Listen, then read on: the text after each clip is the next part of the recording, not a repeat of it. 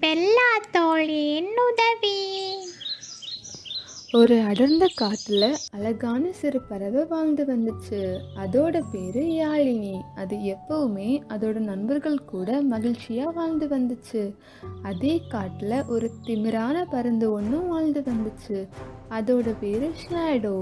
ஒரு நாள் யாழினி வானத்துல சந்தோஷமா பறந்துட்டு இருக்கப்போ ஷேடோ வேணும்னு யாழினியை தள்ளி விட்டுச்சு. அதுல யாழினி அப்படியே கீழே விழுந்துடுச்சு. அது விழுந்த இடத்துல ஒரு அழகான ஆலமரம் இருந்துச்சு. அந்த வழியே ஒரு பயந்தாங்கோலி பூனை வந்துச்சு. அதோட பேரு ஓரியோ. யாழினிய பார்த்ததும் ஓரியோ, இன்னைக்கு எனக்கு ஒரு அருமையான விருந்து கிடைச்சாச்சு அப்படின்னு சொல்லிட்டு யாழினிய சாப்பிட்டு போச்சு. அப்போது அந்த இடத்துல ஒரு நரி வந்துச்சு. அதோட பேரு பெல்லா. பெல்லா அந்த ஓரியோ கிட்ட, ஐயோ, இது ஒரு குழந்தை பறவை, இத நாம தான் காப்பாத்தணும். ஆனால் அந்த பயந்தாங்கோலி ஓரியோ பெல்லா அவனை சாப்பிடுமோன்னு நினைச்சு பயந்து அந்த இடத்துல இருந்து ஓடிடுச்சு.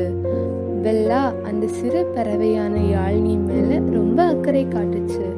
அது தன்னோட இடத்துக்கு அழைச்சிட்டு போய் அதோட காயத்தை சரி பண்ணுச்சு. யாழினி பெல்லா கிட்ட, நீங்க மட்டும் இல்லைன்னா அந்த பூனை என்ன சாப்பிட்டுருக்கும். உங்களால தான் நான் இப்போ உயிரோட இருக்கேன். ரொம்ப நன்றி நரியே. ஆபத்துல இருக்கவங்களுக்கும் நம்மோட உதவி தேவைப்படுறவங்களுக்கும் தயக்கம் இல்லாம உதவி செய்யணும். உங்களுக்கு உதவுனதுல எனக்கு ரொம்ப மகிழ்ச்சி. அன்னையிலேருந்து யாழினியும் பெல்லாவும் நண்பர்கள் ஆனார்கள். நண்பர்களே, இதிலிருந்து நாம என்ன கத்துக்கிட்டோம்னா, நீங்க செய்யும் சிறிய உதவியும் வேறு ஒருவருக்கு வாழ்வாக அமையலாம். நன்றி.